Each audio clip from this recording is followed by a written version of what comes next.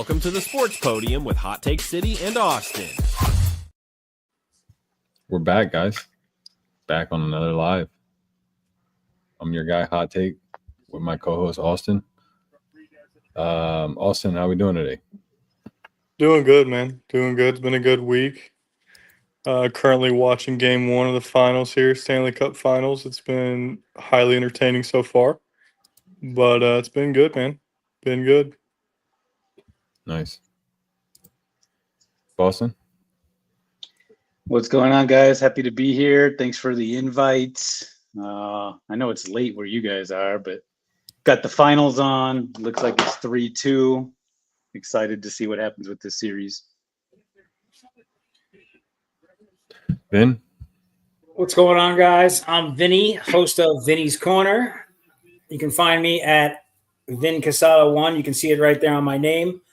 Same thing, just tuned in. I've got the game on in the background.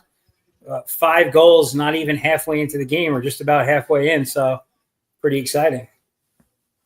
Nice. So, Boston, we're going to start with you. How do you feel about this series here? Florida versus... what I'll say, I'm excited about it. Yeah. I think if there was not going to be an avalanche in this series, I'm glad it's a rematch because I think these are the two best teams that should be playing each other. Last year was a great series. I think it'd be a good series again, as you can see, back and forth already. Nice. Vin? My thought on the series is that the Panthers are going to repeat. I'm also I'm naturally very against the Oilers. I'm a Vegas Golden Knights fan, and they mopped the floor with the Golden Knights this year. I would like to see them get swept, but I don't think that's going to happen. So we'll see. This is an exciting rematch. Austin? Yeah, like the guy said, I'm excited for the series. Last year was a really good series. The Panthers did get up 3-0. Obviously, the Oilers came back and forced Game 7. But I don't know. I think it's going to be very back and forth. Both these teams have been the best teams in hockey all year. And, that's why they're in the Cup again. And this game so far has been highly entertaining. So I'm excited for it. Nice. Austin, give me – or not Austin, Boston, give me like your main points on this series on what could change for Florida here and what they need to do to get this back to back. I think these teams' strengths can also be their weaknesses in this series. Edmonton is really quick, but I think for Florida, they're going to have to continue to play physical. They got to win the puck battles. That's something that they've been good at all year. They got to do that in the offensive zone, and they've got to get the pucks out quickly from their defensive zone. They have big, strong 3 pairs of defenders. They've got to use that to their advantage, get the pucks out and get to their forecheck really quickly. Otherwise, Edmonton will smother them in their own zone. And I think that is where especially this game, can be won or lost. I see a lot of Bobrovsky sprawling around right now. So I think that's the main point for Florida. If they can get it out of their zone and forecheck, they can win this series. Nice. Vin? So really, I'm always going to defer to what Boston's got to say here. Cashews, excuse me. But listen, this series, I think it comes down to goalies, right? Both goalies have played pretty ridiculous in this playoffs. In the last 7-8 games, Bobrovsky's got like under a 2 goals against average. Skinner's right there with him.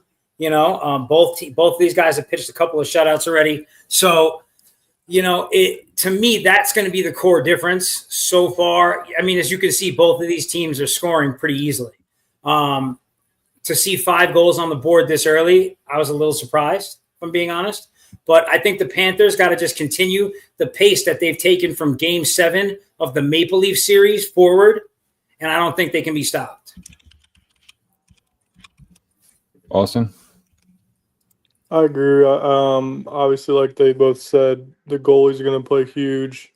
And like Boston was saying, the Panthers have to get the puck out when they're on defense quick because the Oilers are the fastest team in hockey. But I think one thing that the Panthers are going to benefit from, I think they're going to win the series, but I think the one thing that's going to really help them out is their depth. They have like the best depth in the league, and I think it's going to really show when they are able to not match their speed, but when they're able to just keep up with it just because they're able to kind of just throw tons of bodies at them.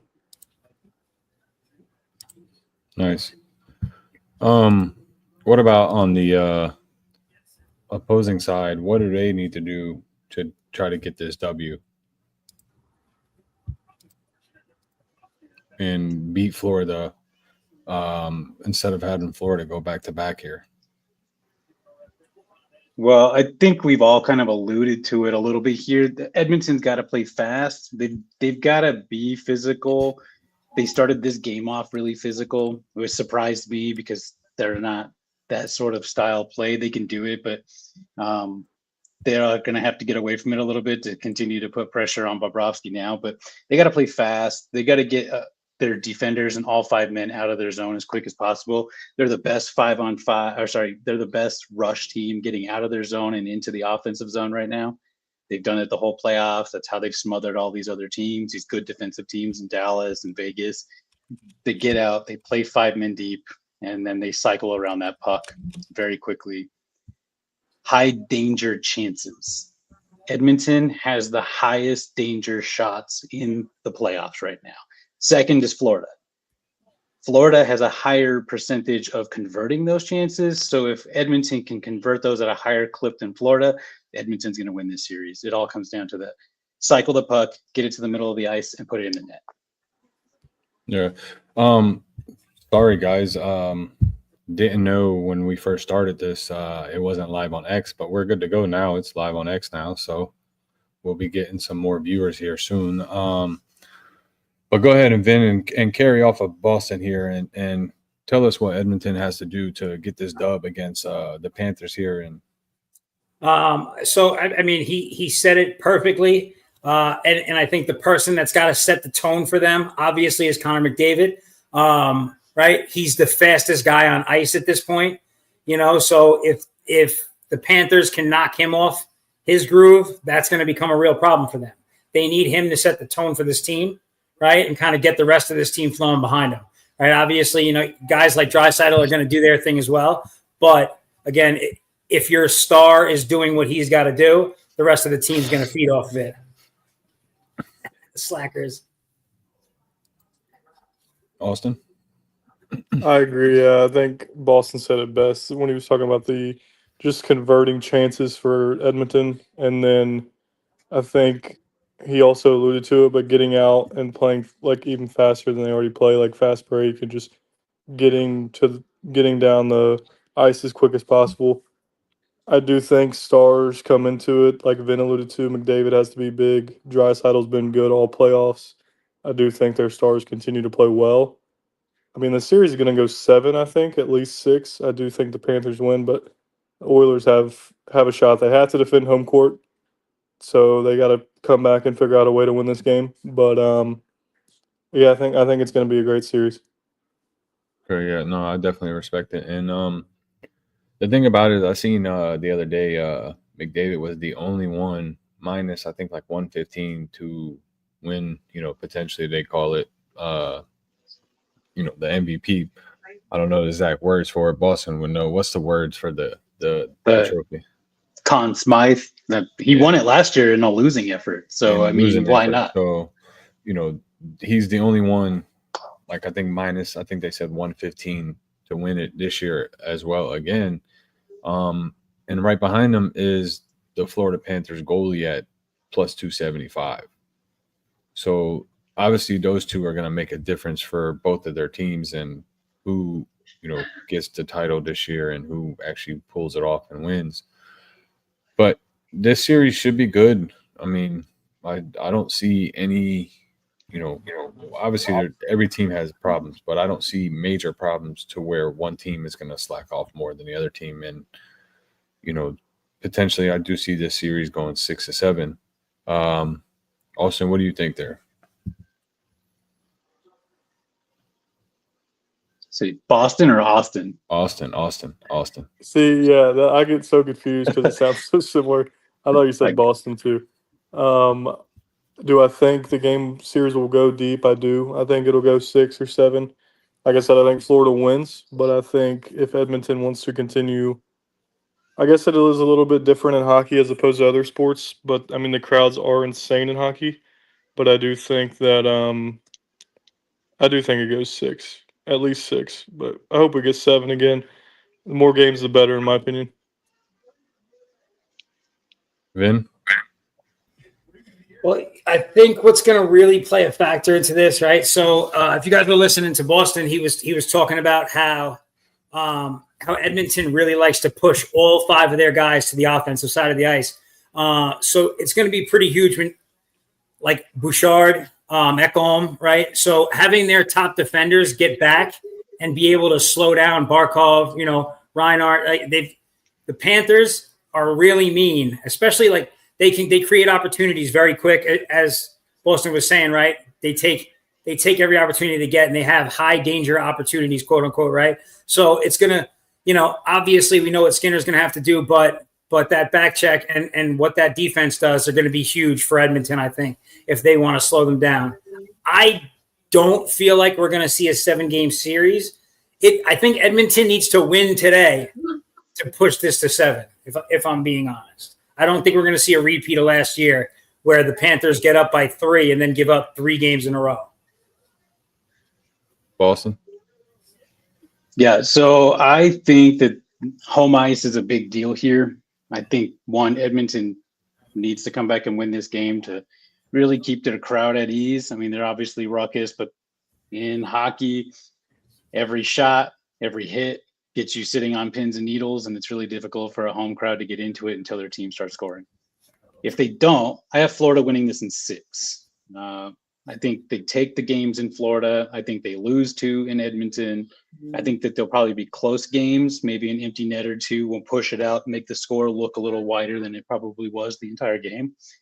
But I got Florida in 6. If it goes 7, I think Edmonton wins this series. If it has to be pushed back, I just think that there's so much momentum and uncertainty heading into 7. I think you have the super mega stars that are Draisaitl, Ted Lindsay Award winner today, and then Connor McDavid, obviously the best player in the world. I kind of hurt my heart saying that out loud, but I just don't see those guys stopping if it gets back to 7. The difference last year was Florida played at home.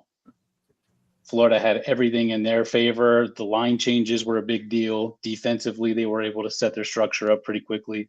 I mean, we saw a 2-1 Game 7 last year. So I think Florida needs to win this in 6. Edmonton will win it in 7 if it gets there. Okay. Now, obviously, Florida, I feel, in my personal opinion, you might feel different, but Florida has the better team, obviously, outside of McDavid.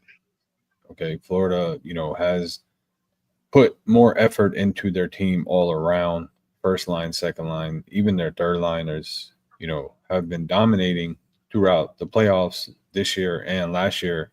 And obviously it showed last year when they won the cup. But how does Edmonton slow Florida down? How do they control the puck and control the play of Florida, and how fast Florida can move? We'll start with you, Vin. So, it's interesting. So you brought up more than one, that they kind of go deep in their lines. So on points, right, I think Barkov is the leader on points and assists, right, which is pretty standard for them. It's nothing surprising. But one of the unsung heroes and somebody who I think that they need to throw off balance in this series, somebody that they do have to look at is Carter Verhaeghe. I feel like he made a huge difference in the last 2 series with just key plays, key assists, key goals. So for me, they already know that they've got to, they've got to wrangle Barkov, they've got to wrangle Reinhart, but they really got to look out for guys like that as well. And then, the Panthers have guys on defense, like a Mikkola who can, who can score at will too. So it's really an all around effort on this team. You know what I mean? They've got to, it's not like, oh, we just like when you're looking at, right, we keep talking about McDavid, we keep talking about Draisaitl, right? There's a couple of players on Edmonton that if they take them out of the game, it changes the game dramatically. Like they could make problems for Barkov, and the Panthers could still put six goals on the board. So I think that, like I said, guys like Verhaeghe, I think that that's going to become a big thing, knocking a couple of these other guys off balance as well, not just like that first guy that you think of when you think of the team. But I don't know, man. I don't feel like the Oilers are ready to do it right now. I think the Panthers are primed to repeat. Be the first time in a while we've had a back-to-back repeater. So not too long, right? Tampa Bay did it just about 4 or 5 years ago on the back of Vasilevsky. 2020, right? Yeah. Yeah. You're right. But has anyone been back-to-back recently? 3 in a row? Colorado snuffed out Tampa Bay when they made it to their third in a row. And then you had Florida. This is their third trip in a row.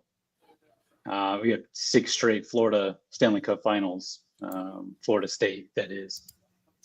But no triple Pete's. How's that? What, tri-Pete's? What is that? What's the word? Three-peat. Three-peat? Yeah. So Florida obviously is breaking records here with going back to back to back. Going back to the question though, Boston, how does Edmonton slow down the depth of Florida? I don't know if you necessarily need to slow them down. You just got to get to your game and cycle it out of the zone. They like to wing it from side to side using the boards, and then again attack with all 5 guys down the ice. I think your best defense in this position for playing against a big Florida team is to stay in their zone, cycle the puck, and then get it so that those big guys are tired. I think that's probably your best bet to keep Florida at bay. They're just so big. They're fast. And Edmonton doesn't have that same sort of structure. I think Edmonton can do it, though. I think that they're fast enough, and I think they're smart enough player-wise to get that done. The big hole, though, for Edmonton right now is Zach Hyman being out. I mean, he's a big, last year, 50-plus goal scorer. Didn't have that same year this year, but he's second in their high-danger chance scoring, and he's out with a broken wrist. And so they've got to find a way to get that puck to the middle. Hyman usually sits right out in front of the net.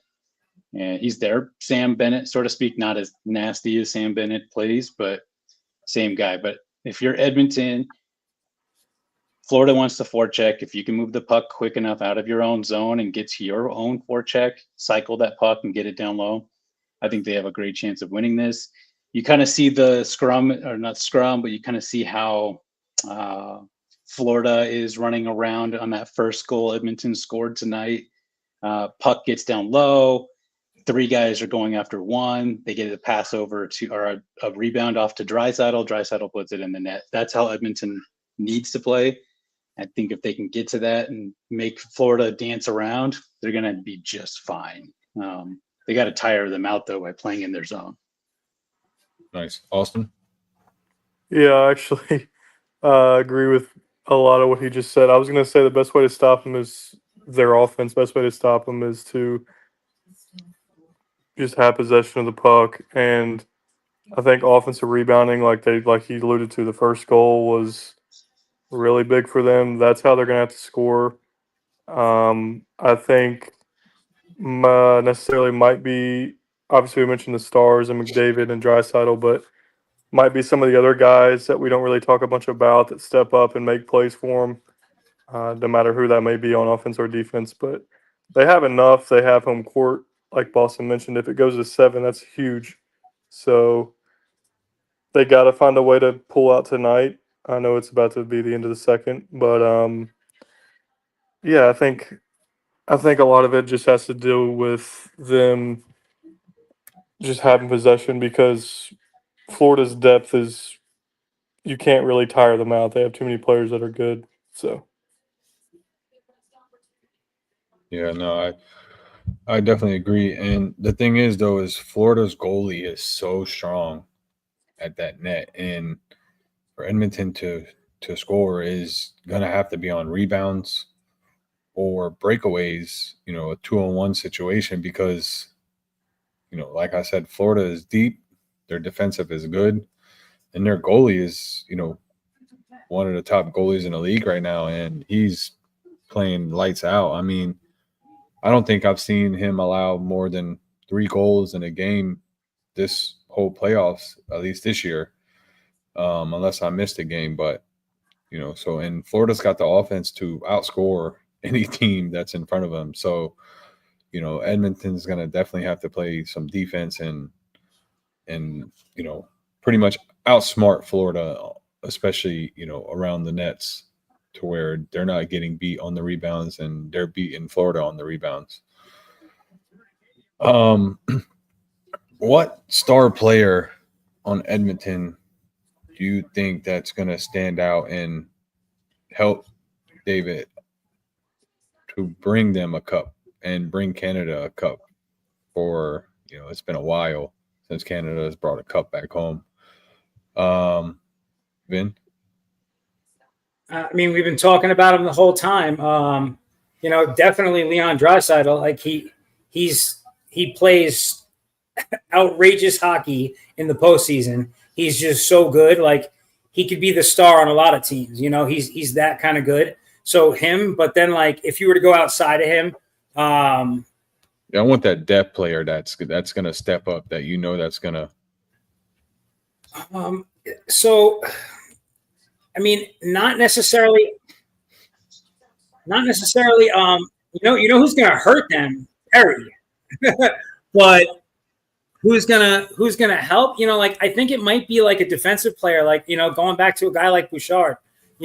Because the way their defense plays, So what Boston was talking about before, right? They like to really push all 5 guys up into that offensive zone. And so you'll see a lot of times that their defenders have assists. They have pretty high assists in these games, right? So a guy like Bouchard is going to be another guy who's going to be important to step up. But, he's been doing it this whole playoffs too. So, I think they've got the right formula. I think it's going to come down to like 2 big things these guys touched on: possession, right? Having time of possession in their favor. And then they've got to up the shots on goal. That's the other thing.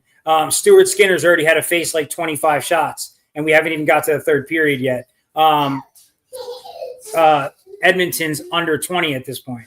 So you know what I mean? Like when you push these guys to having to make 30 saves in a game, they start to lose pucks. Right. So I think that's going to be the other thing that really helps out. Boston, someone that no one's going to talk about, that I want, that's going to step up. He's going to pull it out. Oh yeah. He's about to pull out someone that no one talks about.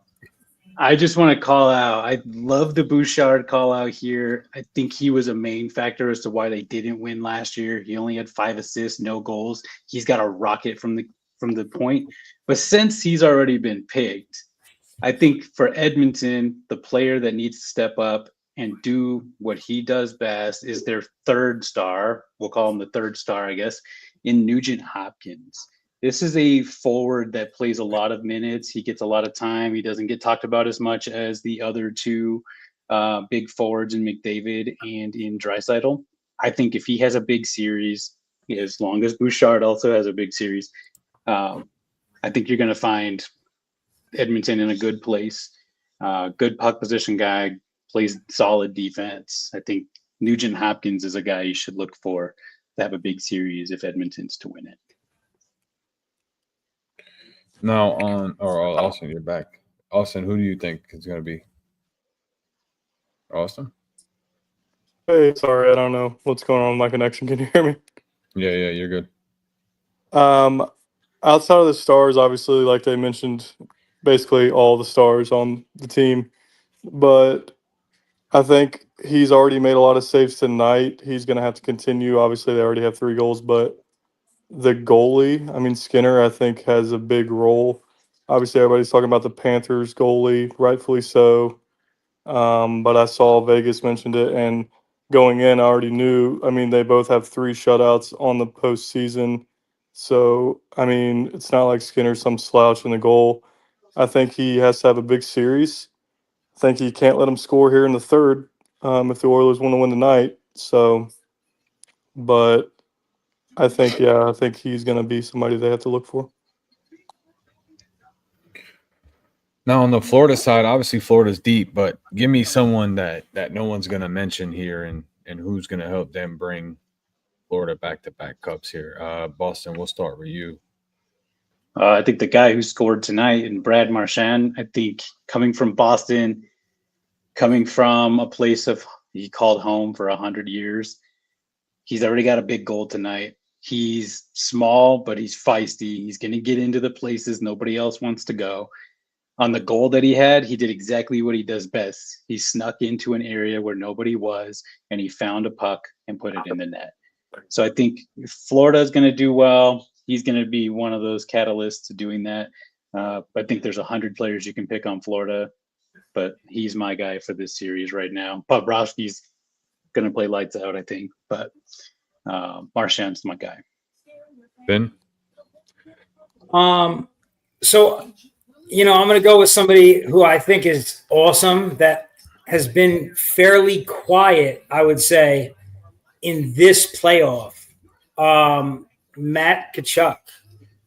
I literally was about to say him. I like that pool. I like that pool. There, so if you know anything about the Tkachuks, guys can play hockey. Matt is a stud, and he's had some assists, right? But he's the kind of guy that can also, potentially take over a game, right? He's got that kind of skill set. So, if this becomes a deep series like we expected, a 6, a game 7, then a guy like him, I think, is going to become instrumental at some point. Like in a tight game, he's going to get that goal that we weren't expecting to push them over. Awesome. Anything to add to that? No, I mean, Vin took the words out of my mouth. I think he could be the guy that steps up for them. He's he's not had a bad playoffs, but he's not been talked about as much. But he can just turn it on, and I think him, obviously the guy who already has 2 tonight, Bennett, is another name that comes to mind. I mean, he's going to be right there in front of the goal all series, as Boston already alluded to. That's where he's at. Offensive rebounds, anything like just deflected passes. I think him right there in the middle is also a name to look out for. Austin, I know you gave me Boston, I know you gave me your prediction, and you said Florida in 6. Any chance of Florida in a gentleman's sweep, 4-1 here? I think Vin will like this. Everybody's got a puncher's chance, right? I mean, these games are going to be decided probably by a call like you saw tonight. Edmonton gets that goalie interference call. They don't get the puck, or they don't get the call to go their way.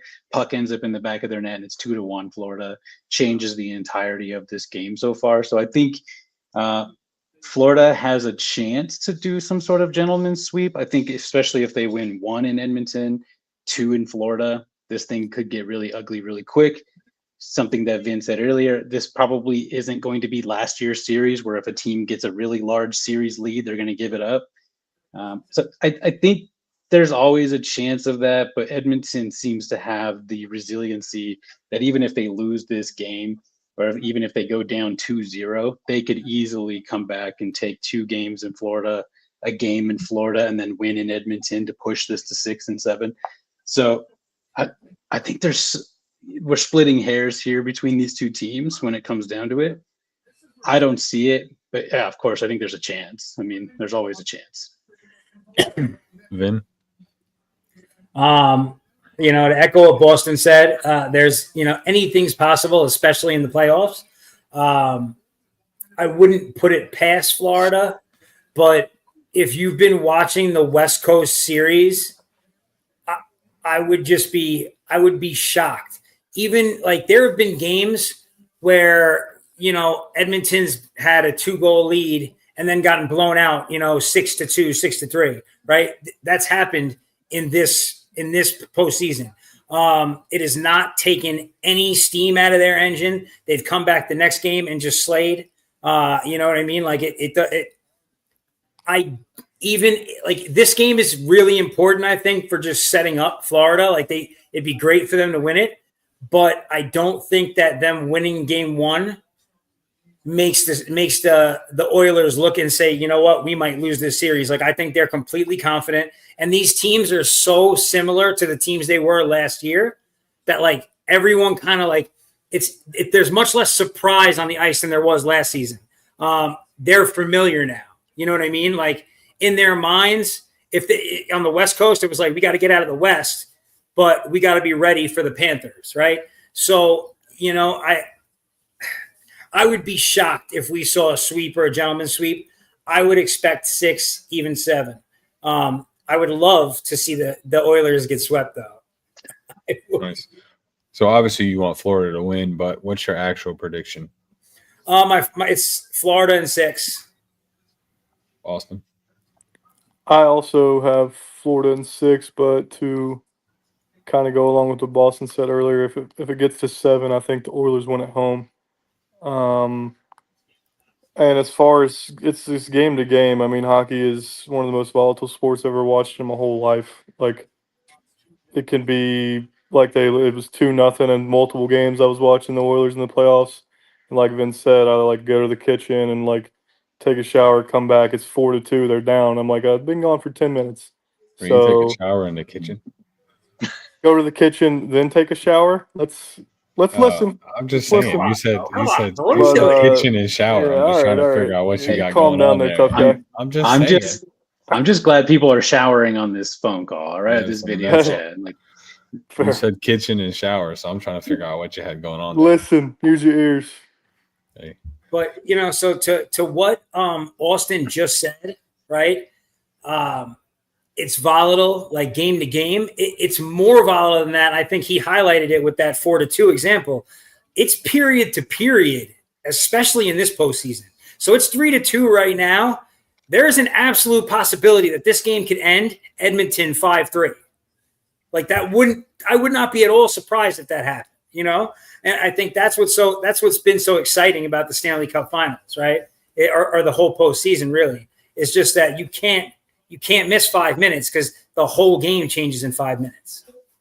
No, I definitely agree. I think it's like you said, it's period to period. It's not game to game. It's not, you know, the whole series. It's, you know, who comes out and wins that period is going to pretty much win this series. And, you know, both these teams are very strong. So, you know, I've seen Florida come back from a 2-0 deficit and score 3 straight goals. And I've seen Edmonton do the same thing. So it just all depends on who wants it more from, like you said, period to period. Before we move on here, any other topics of this series that we want to talk about? Boston, Ben, Austin. I think if you're watching the goalies, Skinner is slow to his reaction. He's a big goalie. Positioning is his thing. He makes a lot of saves just because of his positioning. He's a little slow on the reaction. So if you see a lot of pucks getting bounced around in front of him, his positioning will be key. If he's out of position, that's where they're going to score.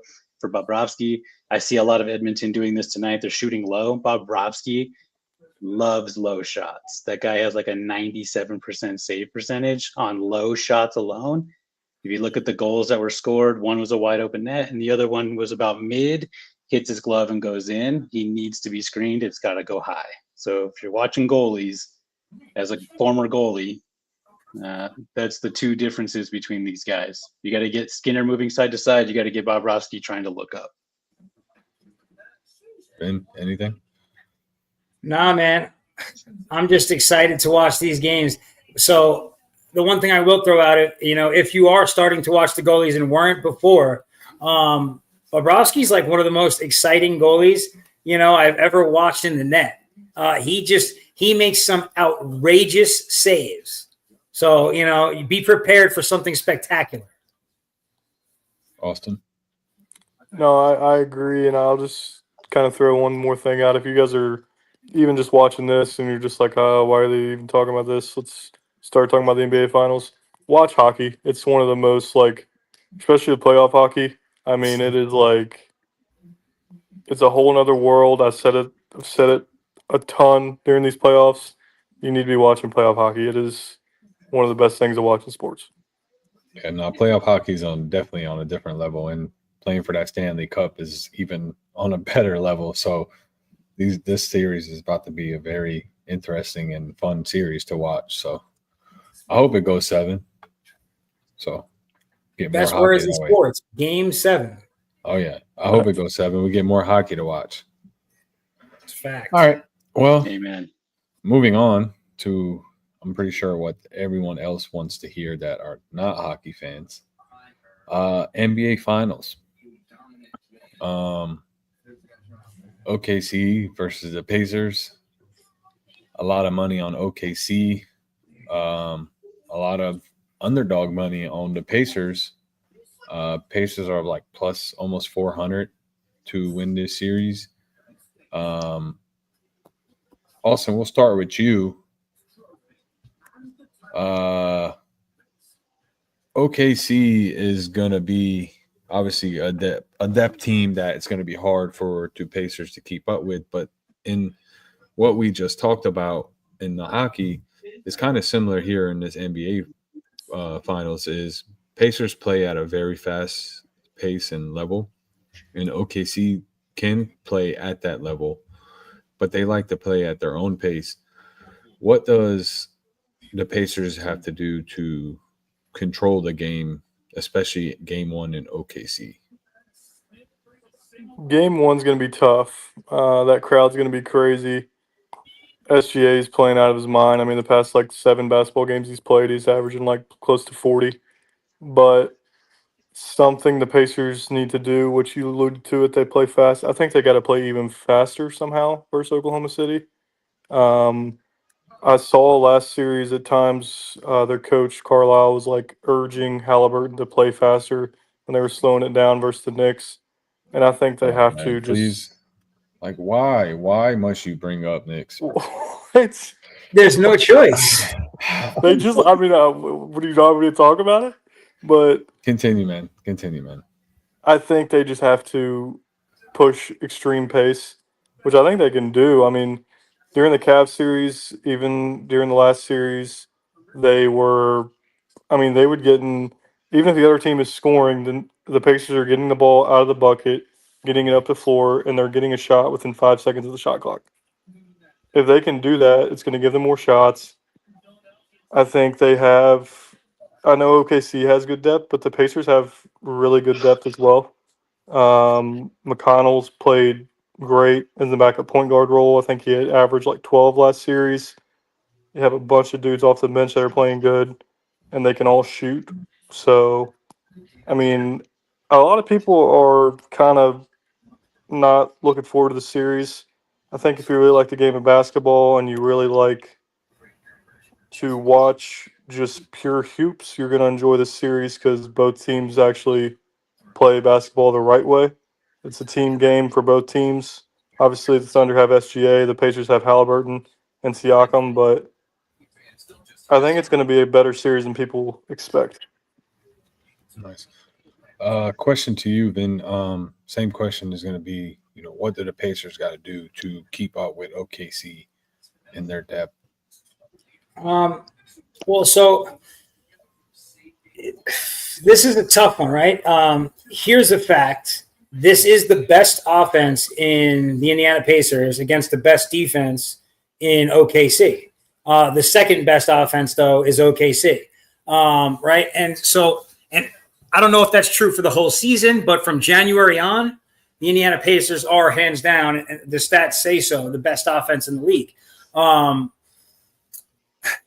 What I think is going to become a bigger issue is how they handle the defensive pressure, right? I don't know because of how many scorers, let me say it this way, right? Whether it's Holmgren, whether it's Williams, whether it's Shai, whether it's Dort hitting a 3-pointer to change the whole game, right? It can be any number of people on that team.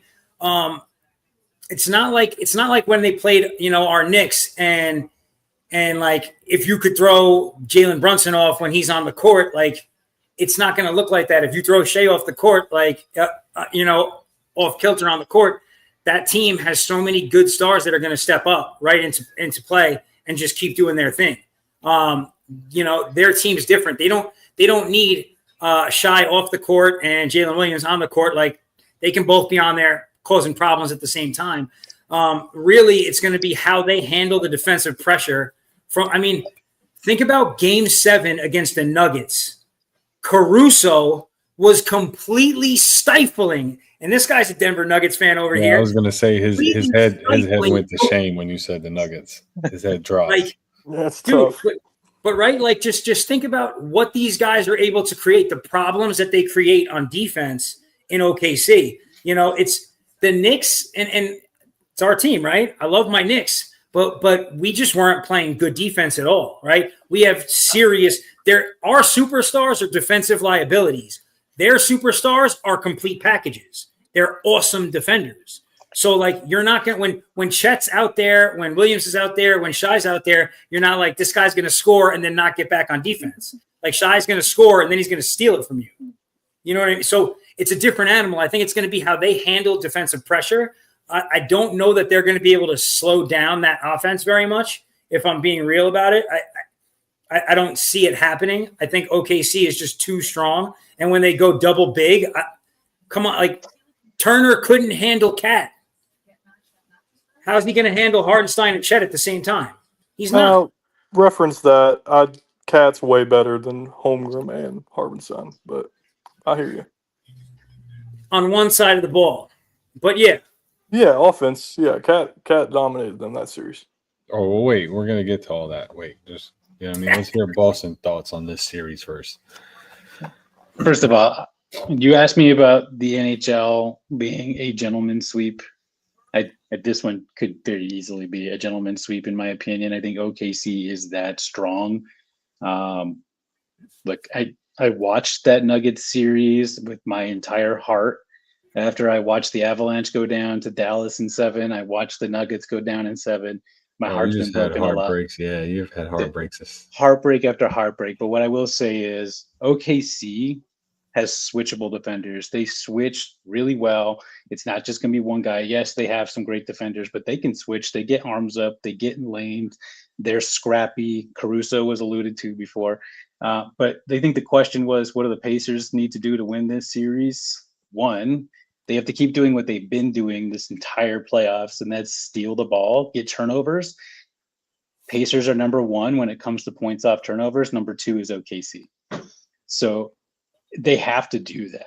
They have got to play scrappy. They've got to get the ball turned over, and they have to score on those turnovers. They can't just get the ball, put up a shot, and hope it goes in. They have to score. The other thing that they have to do is when Chet's in there, they've got to get to their three-point shooting. Now, all of the starters for the Pacers can shoot the three. Oh, yeah. Now, at variable degrees, but they can all shoot it. And that's what they're going to need to do. Points off turnovers, spread the floor, hit the three, rebound if they can, and pray.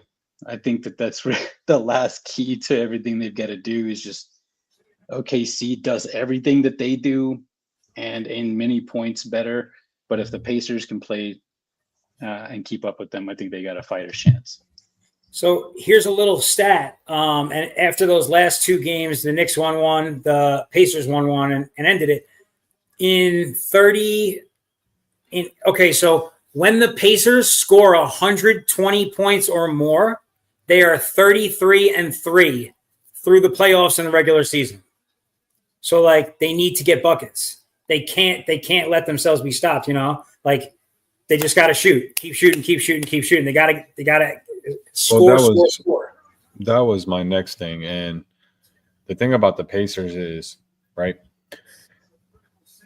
OKC's a team that you're not going to come back like the Knicks, right? The Knicks game 1, they were up by 12 points with 58 seconds left in the first game. OKC is not going to let you come back with that because OKC they let Denver. I know, but they got the best player in the world. You're comparing Denver to the Pacers, and I'm taking the Denvers over Pacers any day of the week, especially with Jokic. I mean, Jokic will shut down. Pacers in the finals still getting hate. I love it. They're not getting hate. I'm just saying, though, you just said it yourself that Cat is better than Chet and Isaiah Hartenstein, right? So Jokic is a top 3, if not the best player in the league. So Jokic is, dominating Miles Turner in the paint all day long on offense and defense. So There's no questions asked there. But my thing is OKC is not allowing the Pacers to come back from a 12-point deficit and with 58 seconds left in game one. The Knicks was a mess up, you know what I mean? So the Pacers have to, like Vin said, score at least 115 every game to try to win this series, because OKC's defense is probably one of the best defenses of the year, if, you know, in multiple years have we seen, because of the amount of depth and talent that they have on that team. It's not even about so much of superstars. It's just so much of, you know, how well they play together and how well they played this year together and what they've done in the playoffs. I mean, you have Caruso looking like a superstar out there against Denver. Let's be real here. I mean, let's be honest here. I mean, so they have too much depth, and the Pacers have to try to keep up with that. You understand what I'm saying? So my two things for the Pacers is they have to play fast, and they have to beat OKC at their own game, because OKC, you know, like Boston said, I think this could be a gentleman's sweep if the Pacers slip up. I mean, I think this series is over quick if the Pacers can't come out and play, you know, fast pace and play defense, because there's been times where the Pacers look rough on defense, you know, and people are not playing what they're supposed to be doing. So, but go ahead. I was just going to say, this kind of has the same feeling as the Heat Nugget series a couple of years back, where, you know, obviously the Heat were an 8 seed. People talked about the East was easy for many reasons. A lot of injuries and things happened to players along the way, to better teams than what the Heat were. But Jimmy Butler was on a tear at that time. He was playoff Jimmy. Everybody was talking about it. There was a bunch of good players on the Heat, but you just felt like the Nuggets on paper and in record and everything else were the much better team. And the Heat were on an uphill battle that whole time. This Pacers team kind of feels like that. There's nothing to be taken away from what they've done in this entire playoffs, but it just feels like OKC has reached that level of, okay, you're going to need them to mess up, and you're going to need them to do it in a grand way in multiple games in order for them to steal this series. It would be a huge upset in my eyes if the Pacers won this. And I think if they do win this, it's probably going to be in 7. And that's going to be hard doing it in OKC. Yeah, Game 7 in OKC is definitely going to be a tough place to play. I mean, even playing Game 7 in, if the series was reversed and playing Game 7 in Indiana is also a tough place to play. I mean, both these places are going to be tough to play, and to win on the road is going to be very hard to try to win on the road, especially for both of these teams, and how well their home crowd affects the opposing team when they come in the stadium, especially in this playoffs alone. I mean, we've seen it with both teams, OKC and Indiana, where opposing teams look lost, and they've been playing so well all year, you know. So on the OKC side, besides Shai, obviously we know Shai, he won MVP. Chances of him winning the MVP final is going to be very high. Besides Shai, though, and Vin, we'll start with you on this question. Who needs to step up and help Shai and to dominate to win this series for OKC and bring a title back? So I touched on Holmgren already. I think that, you know, people already look at like Shai and Williams, right? I think that this is going to be a series where Holmgren is going to be instrumental to how they win, you know, because there's going to be such focus on those guys, right? Because that's kind of how Indiana plays defense, right? So they'll have a heavy focus on Williams. They'll have a heavy focus on Shai. And I think it's going to leave some openings for a guy like Holmgren, especially a big guy like that who's got an outside ball, like a 3 ball. I think that he's going to be huge. And then like big role players like Mort, you know, it's another guy who, like, you know, there might be a game that looks a little tighter than we anticipate. And because that guy is on a wide open shot, all of a sudden, you know, they'll be up by 5, up by 6 late, you know? So I think for me, that's probably the biggest thing for OKC is those 2 guys, you know, but in general, I feel like if they do what they've been doing, right? The role players play their roles, the stars play their roles. I would be so shocked. Tie game, huh? I would be shocked if OKC lost this. Yeah, I just got notification they tied it up, right? Yeah, that was a nice goal too. It's a nice Confusion goal. in That was high confusion too. in front of the net. It was Confusion in high, front of the net, and look where the puck confusion goes. up high. Yeah, they got Boom, all the momentum right now. That, Yeah, no. That's Ekholm. Oh, look at that! Defense scores again. There you go. Yeah, no, I definitely agree. I mean, even Dortch, is going to have to step up and play like he has been playing and play that role because he's going to be, playing against either Siakam or Neesmith. So he's going to have to be I on hope his. they put Lou Dort on Siakam. Well, no, I'm just saying, though, bro. when they roll and That's barbecue chicken. Siakam's I- like 6'9". I know, but the thing is, though, is OKC is so deep that they can throw any lineup out there and they're gonna be, they've connected so well all year, and it's just that defense is just it's just crazy how well they play on defense. So when they play defense, right? The way that they rotate around, like I mean, they have all this stuff. Their sets look good. Like they know what they're doing. But like, say it is Dort. As soon as Siakam goes to make a move, there's going to be 4 more hands on him. Yeah. You know what I mean? It's rare that you see like a true one-on-one with these guys. They manage to somehow always have 2 and 3 guys on every player. Sometimes it looks like they have 8 guys on the floor. Their defense, and I just seen a video the other day, and their defense reminds me of the Spurs offense.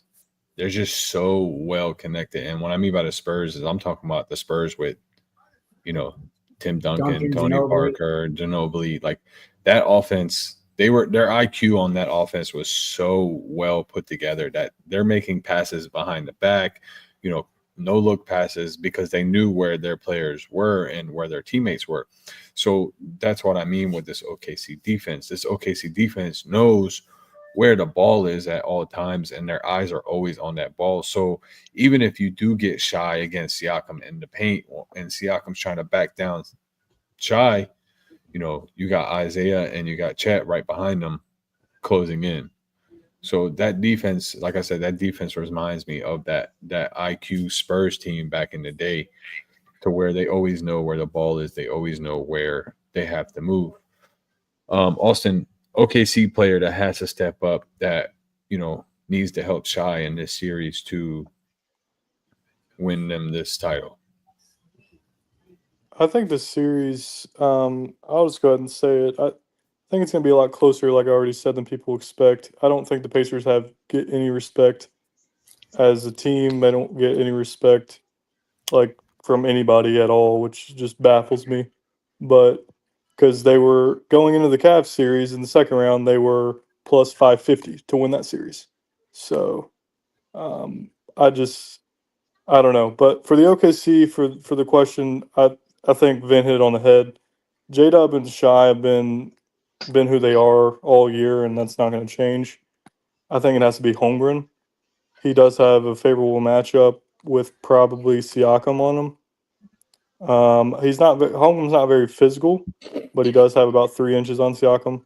Looks like a pencil. Dude, so is Halliburton. True, he is. Stick But figure. I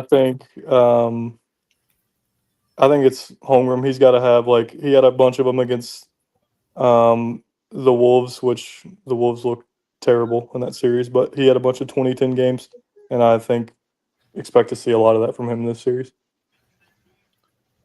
So on the Pacers, obviously Halliburton and Siakam are going to be your 2 players that, I mean, listen, no one's talking about, I understand he won the Eastern Conference Finals MVP in Siakam, and everyone thought it was going to Halliburton, but Siakam has been on a tear this whole playoffs, and no one's really talking about Siakam. I mean, he's dropped 2 30-point games against the Knicks. He's actually their best player. Yeah, I was going to say that. I mean, besides Siakam, and we know Siakam's going to show up. He's been showing up all playoffs. Besides, obviously, the 2 obvious, Siakam and Halliburton, who's going to need to step up on the Pacers and help them to try to get them this quote unquote underdog win. I mean, they've knocked out the number 1 seed, they've knocked out the number 3 seed in this playoffs.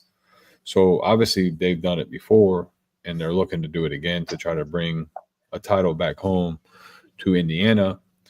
So Boston, we'll start with you. Who needs to help Siakam and Halliburton to get them over this hump and bring the title back home?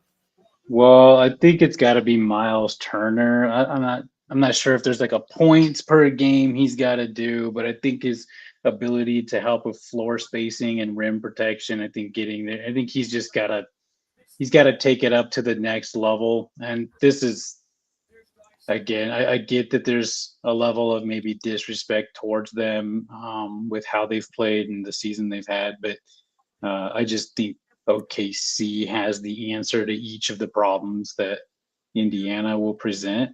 But I think it's got to be Miles Turner. He steps up, more rebounds, maybe a couple of steals that are big late in games. And then, of course, with the floor spacing piece of that, again, I don't know if there's a points per game he needs to get to. Obviously, 15 plus is always nice, but that's my guy right now. If Indiana's going to do some damage, he's got to take it to that next level and be that third guy. Then,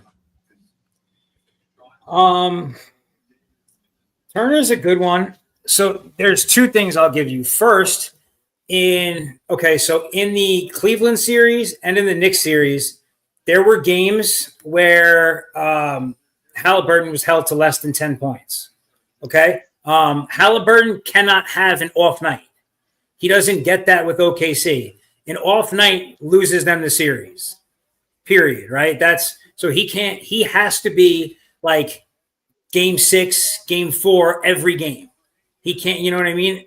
There's no other way about it. He's got to have 20 points a game, 10 assists a game. He's got to be putting up big double numbers, I think, to keep his team competitive. Because where Siakam might be the best player, I think it's pretty well documented at this point that Halliburton is kind of the engine that makes them run, right? So Halliburton having an off night cooks them. They can't afford one off game against – they have to be stellar in all games to even contest. So that's one point. And then and sorry, I know you're going to hate this, but right, if the Knicks series, or let me say it this way, if the Knicks win game 1, right, if the Knicks don't allow a guy like Naismith to have the game of his life, right, that whole series is different. The Knicks might be in the finals at this point, right? So a guy like Naismith, you know, one of the guys that you're not expecting, like a Turner's a good one on that too. But there's going to be a game where they're going to need a guy like Naismith to step up and score outside of his comfort level. Like he's going to have to put up, 5, 6 3-pointers in the game. He's going to have to score 20 points in one of those games just to make sure they win, because it's going to be tough for Halliburton and Siakam to show up and put, 60 points on the board between the two of them every game. Right. So a guy like that's going to be instrumental, and that he's a catch and shoot kind of person. So with the way that OKC plays defense, where that one guy will be on you and then 2 more will collapse on you, when that collapse happens, a guy like Naismith has to be ready for that catch and shoot, because that's going to be something that might turn the game around for them. Yeah, no, I definitely agree. I mean, that game 1 against the Knicks, I mean, he had the game of his life, and, he dropped. He was, I think, 8 for 9 on threes that game. And, he was just pretty much – he tore the Knicks up in that last, 6-7 minutes of that fourth quarter to bring, the Pacers back and to win that game. Austin, who do you think besides those two need to help the Pacers? I think it's by committee. If you've watched the Pacers this playoffs, you've seen – Vin alluded to it. Halliburton's had a couple games per series where he's not been there. They still win the games. They have dudes show up against the Cavs. Nobody's talking about him. He's a guy who can come off the bench. Benedict Mathurin had 20 against the Cavs in one game. Jacob Toppin in the first series versus the Bucks had 20 in one game. They have guys that have the ability to just insert themselves and just have a game. Naismith did it against the Knicks. I'm not sure who it's going to be this series, It might have to be multiple guys in multiple games. Probably will, but even Tony Bradley, the backup big for them last series versus the Knicks, came in and played solid minutes when he needed to when Turner needed a rest. So McConnell's been playing good all playoffs off the bench. I think if it was to be one guy, I think it's Andrew Nimhart because I think him and Neesmith are going to be the guys who are going to be guarding SGA, and I think he's going to have to somehow try to slow him down. I don't think you're going to be able to, but you just can't if it's possible because they just call a foul every time. But do your best to not foul him because that's where SGA has been obviously very lucrative this whole year. And I don't know. I mean, obviously he has games where he doesn't shoot a ton of free throws, but I don't think there's been many games this playoffs where he hasn't got above 10. So if you can keep him off the free throw line, I think that's a good start. I'm glad you brought that up, bud, because I'm tired of everyone saying Brunson is a foul merchant when the game against the series. Okay, the game. They both the are. series. Listen. No one is like shy though. The game against the Wolves and the game against the Nuggets that was national television. Everyone's seeing Chai literally fall over and get the foul call. The Nuggets one was bad. He didn't even get touched in the paint. Yeah, that is the true definition brutal. Of a foul merchant. Okay. And I'm not disrespecting his game because he still balls. Like he still has even without the fouls, he's like the best player on the court. Yeah, so I'm not taking that away from him. But the amount of calls he gets without being touched is just ridiculous. So imagine if like Luka or LeBron got those calls, how many points LeBron would have in his career? If I'm guarding him or if I'm playing defense and he's driving, I'm stepping out the way. I'm not getting that foul on me because there's obviously nothing you're going to be able to do to stop him from getting that foul call. I mean, 80% of his drives are fouls. So he gets to his spot better than anybody in the league. I will say that. I think obviously the fouls are a big part of it, but he is very good, and I'm sure you guys have saw the videos circulating Twitter and all the sites. But he models his game after Kobe, and like some of the movesets are like identical. If you haven't seen the video, let me know and I'll send it to you. But like the drives in the paint, the drives, like the step back jumpers, it literally looks like teach tape of like old Kobe Bryant film. He's got the best mid-range game in basketball, hands down. The one thing I've taken away from this playoff is his, I've heard a couple of people bring it up listening to like ESPN radio and the way that he is, at that like 16, 17 foot jumper, like his pullback, he's stellar. He's really good with that. I can't stand watching him play, but he's fantastic. So if Halliburton were to win a ring, and he's had a lot of hate over this playoffs, but if Halliburton were to win a ring, where do you rank him right now in the NBA as top player? I know it's a bad question, but you have to. Well, he's still not the best player on his team, so he'd be below Siakam, in my opinion. Okay. Giannis, Jokic, Shai. Just give me a rough top, like top 10, top 30s, 15. probably 20s. Oh, that low? Brother, he's not even the best player on his team. Pascal Siakam is the best player on the basketball team.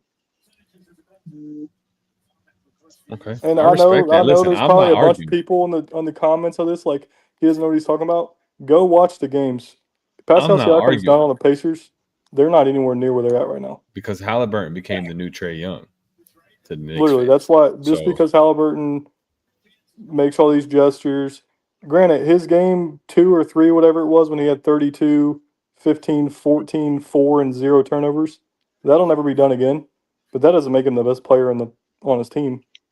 Yeah, I mean, he sells tickets. Halliburton sells tickets. I mean, he's the show, right? Like, he's the guy you go and want to watch, but Siakam's doing the work, and he's getting them the W's or pushing them over the top.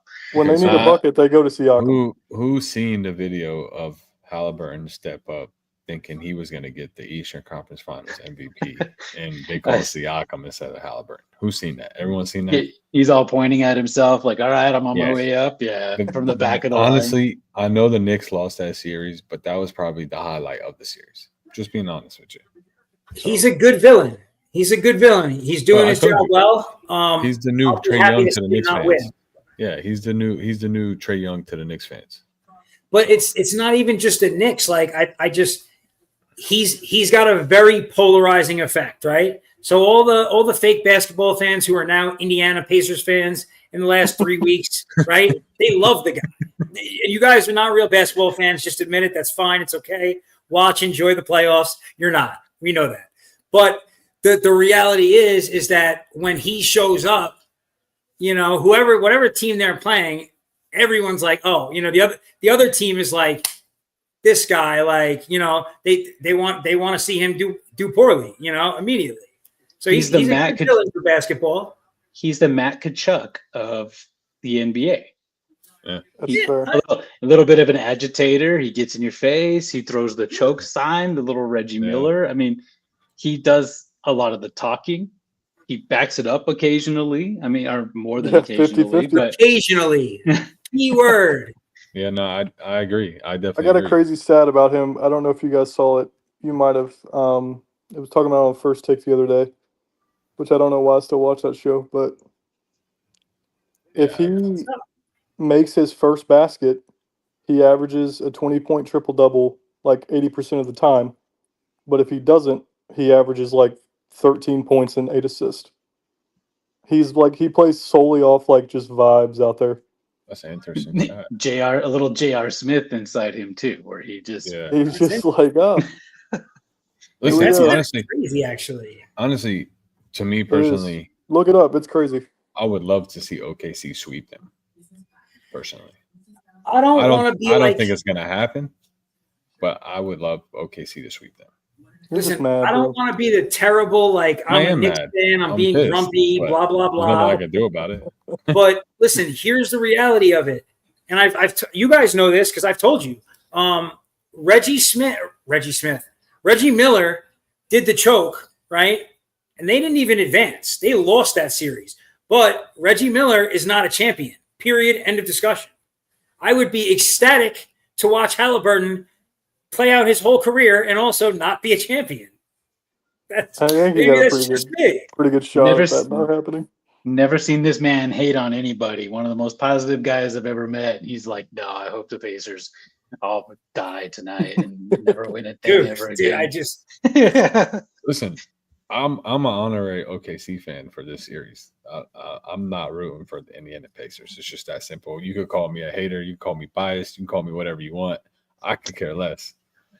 So I'm a realist. I got Pacers in 7. Well, Austin, looks like I need to find a new co-host, bud. Because out of there, you're getting the boot, bud. I just think I have no respect. I'm not even. It's not even Halliburton. I'm a huge Siakam guy, as I've fucking alluded to. I like Siakam, but Siakam is very humble. He's very, he doesn't open his mouth. He doesn't carry himself like he's the best. He goes in every day, does his job, and goes home. You understand what I'm saying? So like that's what you look in a superstar. You look for them to do their job, just like Shai. Shai does his job and goes home. He's very humble. Yeah, does he have his moments? Everyone has their moments where they're going to celebrate. They're going to cheer. They're going to do whatever they want. They're not the villain type like some of these other NBA stars that we have in this league. I mean, let's be real here. Halliburton's dad got banned from the arena. He was back, but he did get banned. A week and a half for what he did with Giannis. So, obviously, you're going to have those type of players. You're going to have those type of fathers that do that stuff. Do they make them a bad player? No. They just have to prove themselves. That's all it really is.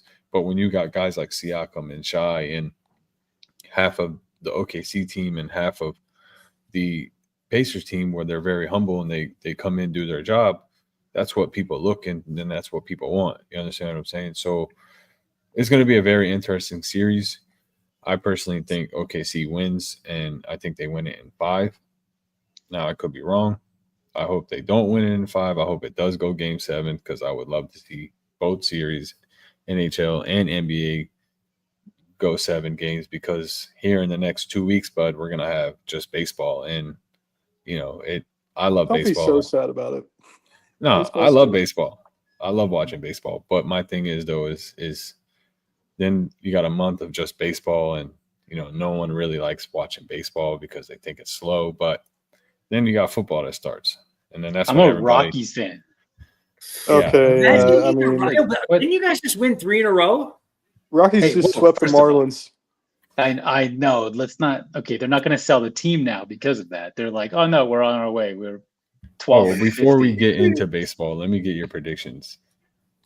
Boston, go ahead on the NBA predictions. OKC in 5. That's being respectful. I think a couple of games will be close. I think OKC pulls away late. I call me a hater, call whatever you want. I think OKC's gonna win it, and that's having watched them beat the Nuggets in 7 and break my heart. So I'm just being a realist here. Okay, Ben. I'm on board. I think the gentleman's sweep. I do think the Pacers will take one, probably at home, but there's just too many factors. I mean, whether it's every player on that team, OKC's they might have like the best fans in basketball right now. Like that's an awesome crowd to play for. And they get really into the game. I don't know, man. I feel like there's only so much lightning in a bottle that one team can catch.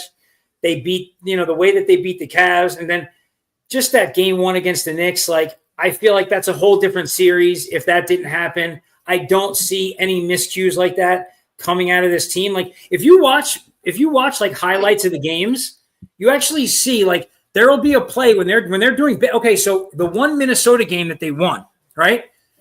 They go to the sideline, and you see one of the bench players, one of the second guys sitting there with Shea, and Shea is pointing out.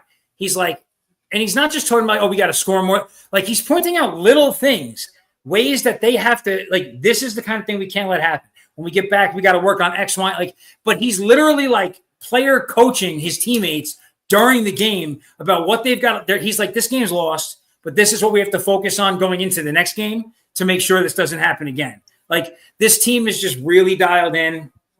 I'd be shocked if OKC lost more than 1 game.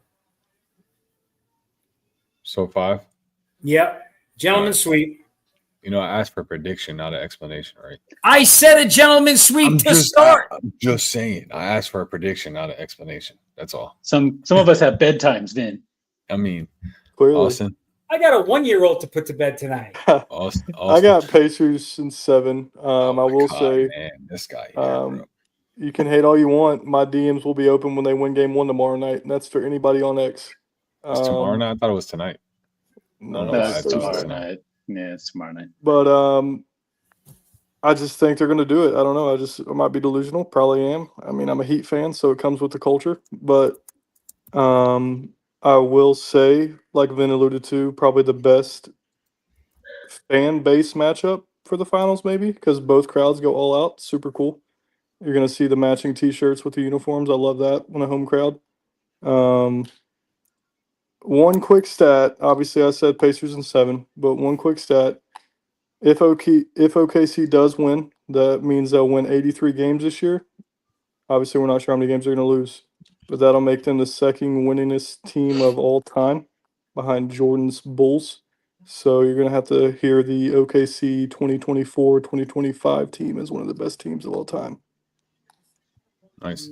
Who wins the MVP finals? Pascal Siakam. Ben? Shy? Okay. Boston? Look, I'm just going to throw a guy out there. Jalen Williams wins it. He has a monster series, and he outshines SGA. Nice. I like that. By the way, I have to give a shout out to Austin. I know a lot of people on X didn't get to see it because it wasn't connected right away, but I got to show this. Welcome to the Sports Podium with Hot Take City and Austin. I think it's pretty cool. I like that. You know what I'm saying? Nice little simple intro, But going to baseball here in Boston, you said you're a Rockies fan. Listen, bud. Like that's a loose term. I understand. Hey, you beat the Yankees. Fan, but the Rockies haven't been relevant since before I was born. So, does it really even matter? Let's be real here. Look, I used to work for them way back when they went to the World Series. So I actually got to go to the World Series, see them play. I was excited. I've got some very cool memorabilia from when they first became a team. So I'll always have a special place in my heart. Okay. But if I had to pick a team that I actually don't mind watching right now, it's the Yankees. Nice. Oh, wow. Well, you see, listen, my last live, I had a Giants hat on because we did the NFL draft. The live before that, I had a Knicks hat on. So now we're into baseball. So, we got to rock the Yankees hat now. So, and we'll probably be rocking this till about August. And then we'll put the Giants hat back on. And then we'll probably take the Giants hat off about October, right before Halloween. It's been like that for the last 10 years. So nothing new to me. I got a routine that I do every year for my teams. So once my teams are out, I go base model everything. Then question for you about the Yankees. We'll make this short here though. How you feeling so far in the year? I feel good, the regular Yankees fan problems that we've experienced in recent years, bullpen, right? But for the most part, outside of that I don't know what happened in that game 1 against the Dodgers recently, but Max Fried has been lights out. Rodon's played good baseball so far. And that's what's important to me, as a Yankees fan, is seeing good, healthy pitching, because we always have good offense. Let's just, let's call it what it is, right? And we've got the best hitter in baseball for the most part, in Aaron Judge. I would love to see, a record-breaking season this year from Aaron Judge again. So, but I'm feeling pretty good overall. I don't have a lot of complaints at this point. Austin? Yeah, I agree. They look good so far. We got Jazz back last night. Not tonight, obviously, but last night versus the Indians, game 1, the Guardians, sorry. And he hit a home run first game back. Tonight they lost, obviously, to the Guardians, but tomorrow come out, win the series. That's another series win. Outside of the Dodgers series, it's got to be close to 6 or 7 in a row. So they're playing good baseball. Pitching looks good. I would like to see a little more consistency out of the lineup outside of Goldschmidt and Judge, but I think they'll get there. Nice. Predictions as of now, obviously we're about a third of the season in, or a quarter of the season, depending on how you want to look at it. MVPs on both sides. Boston, NL and AL MVPs. I'm going to be honest with you. I haven't paid too much attention to the NL this year, mostly because the Rockies sucked the fun out of everything for me. But That's tough. look, I think it's your usual suspects, right? You have Ohtani, who does good things. He's already off to a hotter pace than he was in last year, and he was off to a hot pace last year. So I think I'll keep it light and keep it there because, like I said, I have not paid much attention to the National League. I'll pull some stuff up, review some things for you guys real quick. But baseball is far and away my least favorite because of the Rockies. Nice. I respect it. Like I said, not everyone's a baseball fan. You have to either play it or been around it for a long time to sit there and watch the game, I coached it at one point. So, I used to love this thing, but the Rockies destroyed them. Vin, who's your – well, I'll come back to you, Boston. Do your research. Vin, who is your MVPs for AL and NL right now? So I just want to respond to the comment I see here in our chat. Caleb, you're bugging. Cal Raleigh has looked awesome for your team, but he has not looked better than Goldschmidt, and he has not looked better than Aaron Judge. He is definitely not taking the MVP from Aaron Judge at this pace, not with a 270 batting average and a decent amount of home runs. I don't see that happening. Aaron Judge is leaps and bounds ahead. The betting favorite, he's like minus 190 where everybody else is plus numbers. Ohtani, I don't see – right now I think Ohtani's the guy. I just have a sneaky feeling. He's already had Tommy John surgery, twice? I got a really sneaky feeling that they're going to bring him back. Go ahead. Yeah, they're all Dodger fans. Pitching and no, Showtime likes like 6 teams. Like, I don't. If he starts pitching, I don't. He hasn't pitched since 2023 in a game, right? So bring him back next month, right? Yeah. So well, supposedly he had live batting practice this week. He's had a couple of them, I think. Yeah. But like he could potentially do awesome. And it could completely shut it down where no one else has a chance because you got a pitcher who's batting 340, 350, hitting dingers every week. But it could also go the wrong way, and he could potentially hurt himself. I'm not even thinking he won't be able to pitch. I'm thinking he might get hurt. The only time I'm pitching him, like I'll ramp him up throughout the regular season. And my thing about him is I'll ramp him up through the regular season. And the only time I'm going to throw him out there is probably during the playoffs. In a do or die situation. I think so too. I'm not going to throw him out there, and I hate to use this team as an example to bring shade up, but I'm not going to throw him out there against a series versus the Rockies. Let's be real here. You know what I mean? Yeah. Why not? Or might actually Why not? Why not lose by 20? Why not?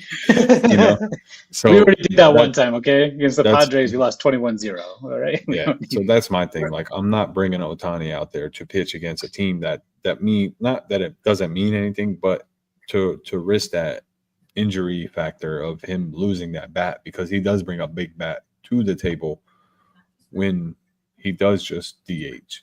So the only time I'm throwing Ohtani on the mound is going to be in a playoff game, and it's Game 7 or Game 5 in the first round, and it's do or die. That's just my opinion.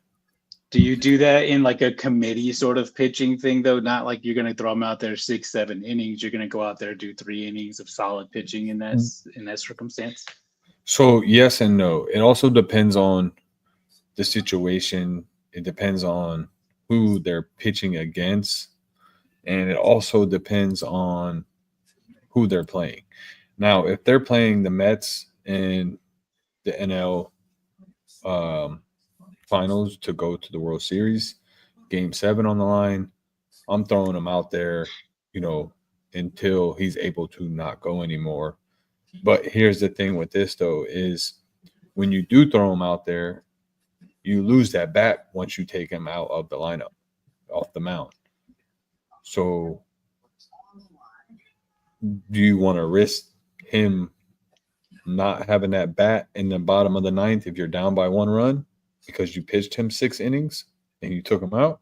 Or would you rather have him top of the order, down 1, bottom of the 9th?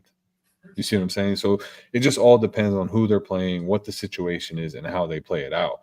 I mean, to me, I'm never throwing Ohtani on the mound again because I don't want to lose him as a bat. That's just I think you go back to last year's World Series. He wasn't even the big bat that won it for them. He had a couple of really big at bats, and I think he was out in some fashion, but I think he might have even struck out. Honestly, in one of the between you and Austin bringing up bad memories for me, I'm just not doing. I might not just do a live with y'all either again. Just being real here. Well, I just go back. If I pick a guy, you have Freddie Freeman right now, batting at 369. Yeah. I mean, that's their big bat. That's who they relied on. And Munch hasn't really gotten started yet either as well. So they also have another bats. I mean, they're freaking loaded, dude. Yeah, they are. Well, when you push your money out as far as you possibly can and defer, they're gonna be paying Ohtani when I'm 62. Yeah.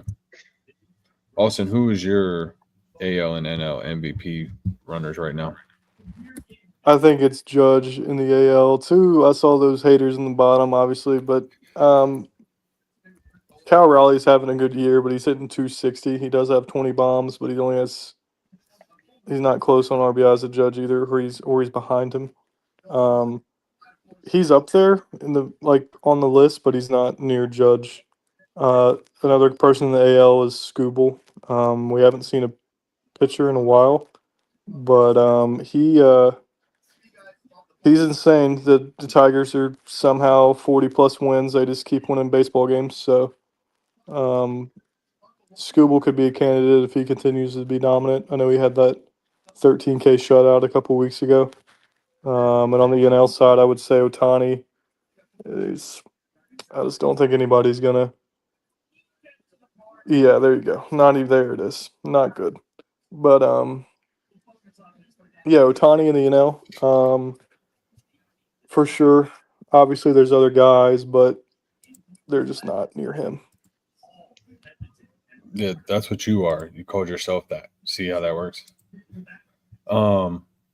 But yeah, no, I mean, Judge is on a tear. Ohtani's on a tear. You got guys like Freeman on a tear. Soto's starting to get hot. It's just, we're only a third in. We're just throwing names out there, guys. I mean, it could be anyone by the end of the season, obviously.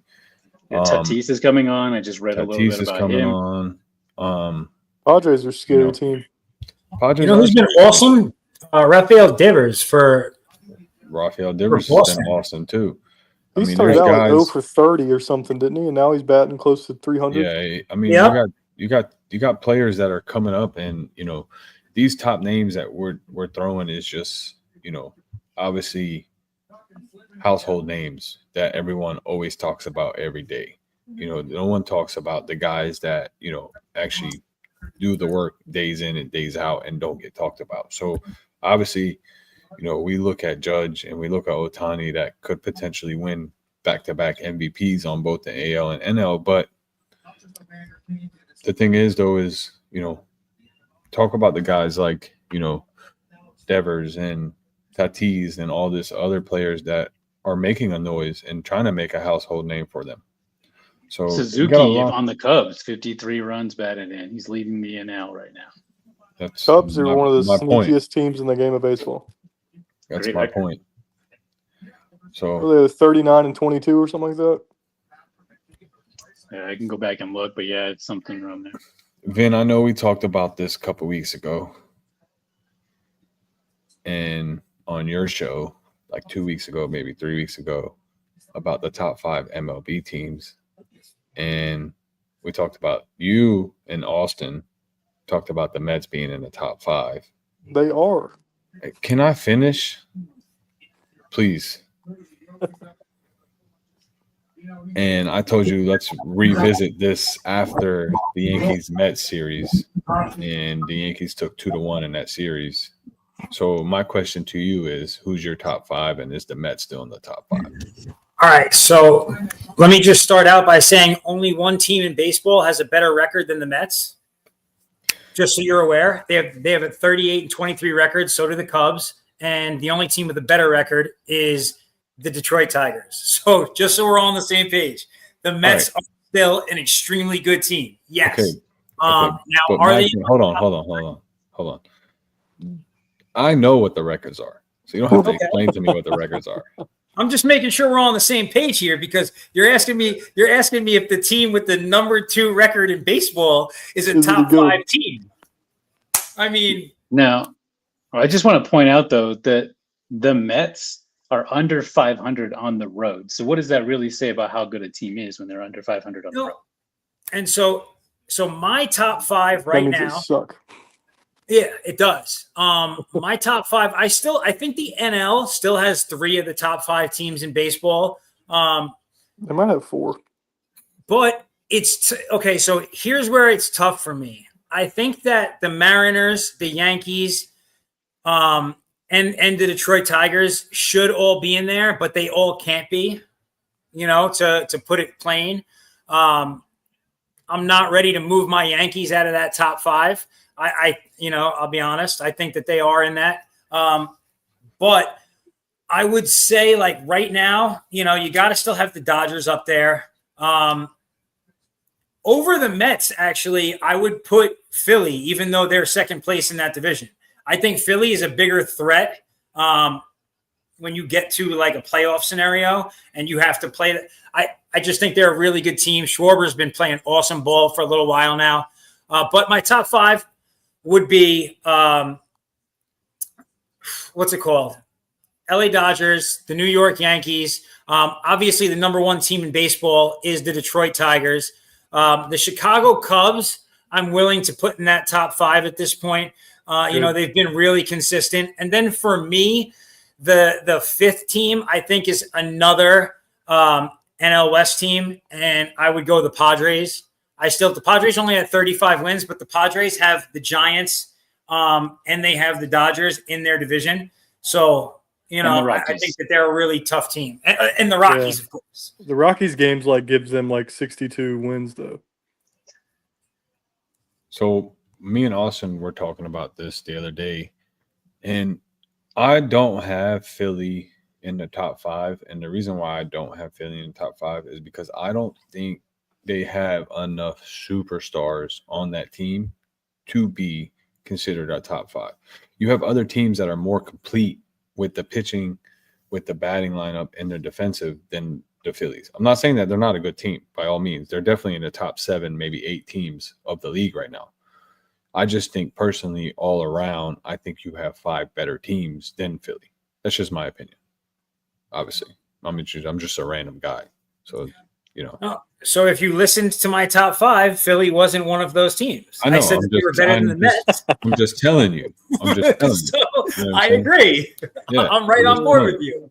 So, Austin, give me your top 5 before I come through this fucking computer on Vin right now.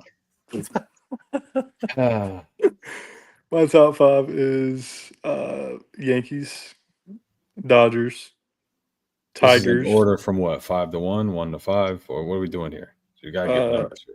Sorry, Vin didn't get numbers. I didn't know. Sorry. Yeah, we knew Vin's numbers were. You know what I mean? We didn't. Vin likes to start from the bottom up. Is that true, Vin?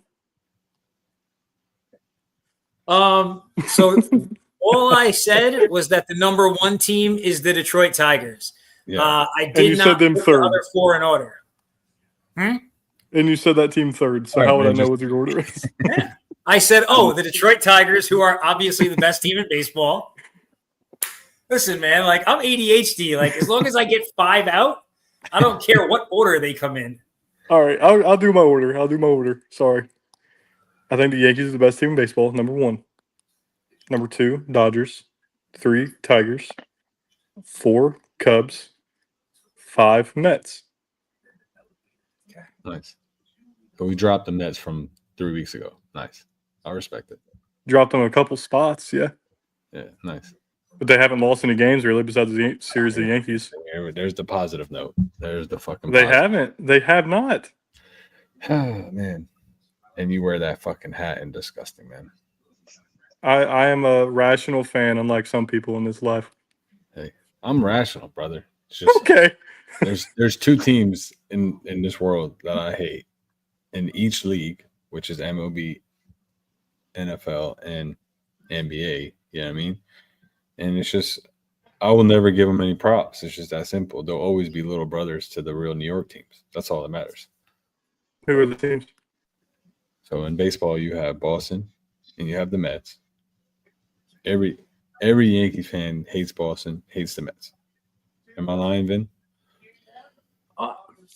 Boston, every New Yorker hates everything from Boston regardless, except for the guy named Boston next to me here. Yeah, exactly.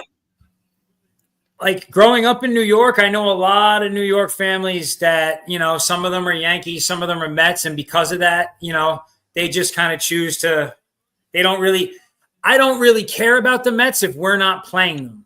I'm not talking about rivals. I know they're like a stepbrother. I'm not talking about rivals, though. I'm talking about just pure hatred towards the team.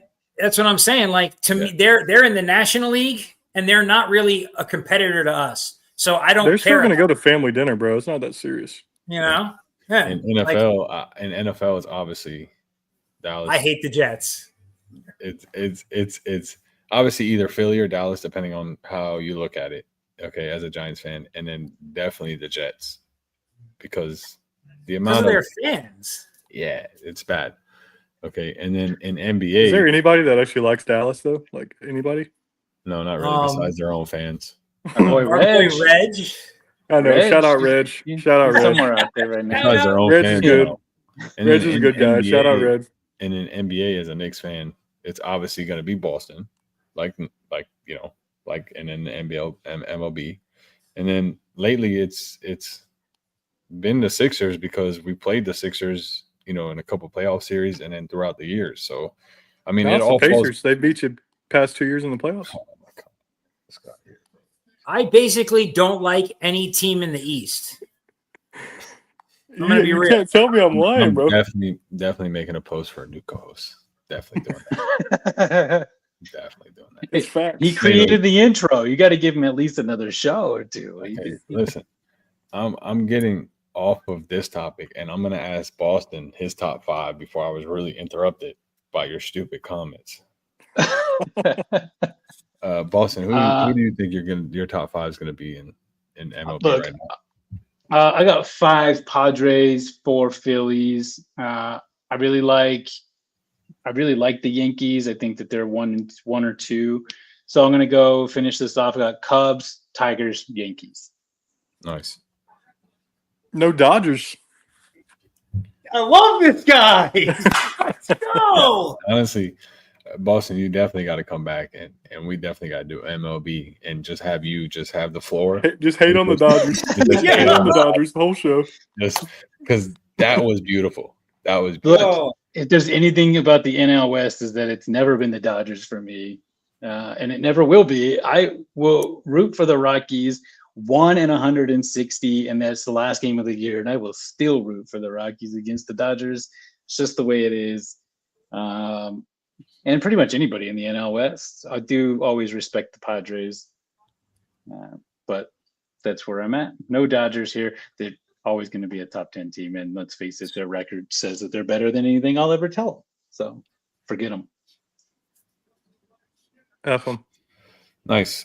Actually, I want to switch mine. I want to switch the Padres in for the Dodgers. That just inspired me.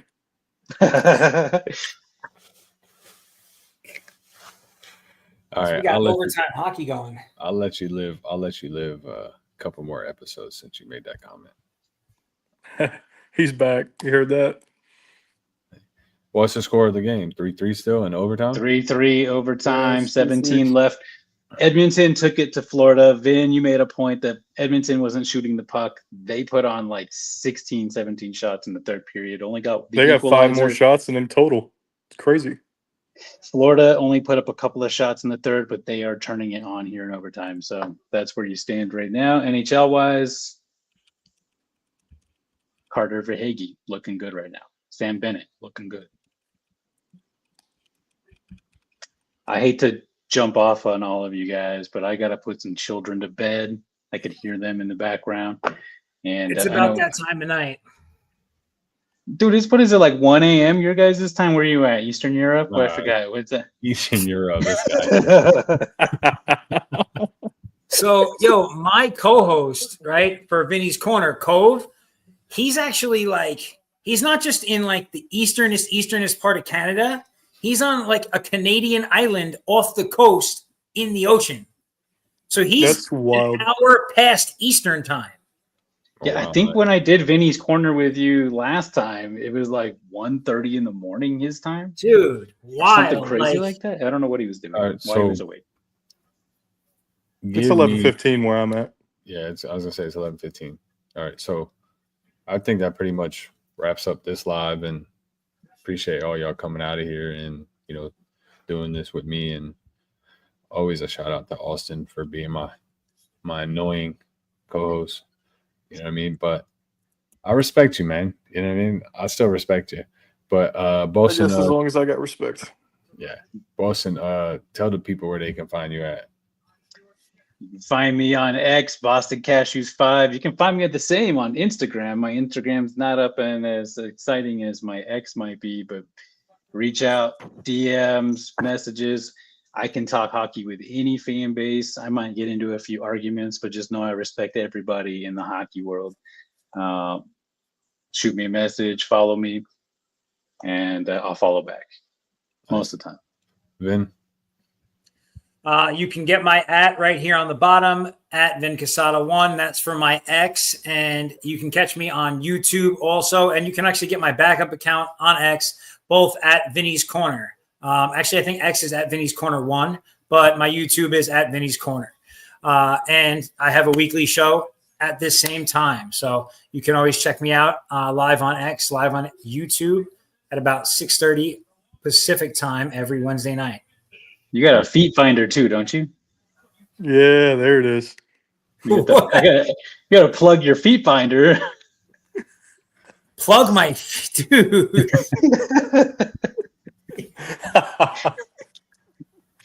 Dude, just yo. Why did he expose you like that, man? That's crazy. Austin, tell the people where they can find you at, Austin. What are friends for? I get 10% off every subscription, dude. Feet finder. So Oh man. Oh, This has God. been a great one. Austin, tell the people where they can find you at. Just right below at Austin _Rolling0. And then our Sports Podium page on X as well. Weekly episodes. We're going to do more lives as the summer goes along. And I deleted my feet finder, so I'm not on there anymore. But appreciate you guys.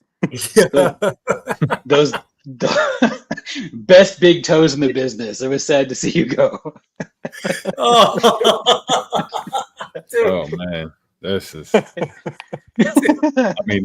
guess this is what happens when it becomes after 11 p.m. Start talking about that. Turns into a roast.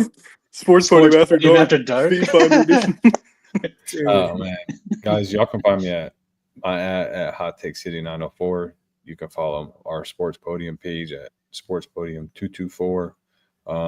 We are switching our apps right now because we had a problem with our podcast app that we do use, but we will be coming out with new episodes starting this week, coming up on Spotify for the time being until I'm able to get it back on all platforms. So bear with us until we're able to do that. I appreciate everyone tuning in. Appreciate my guests. Appreciate my co-hosts. Until next time, guys. Peace. Peace. Take care, guys.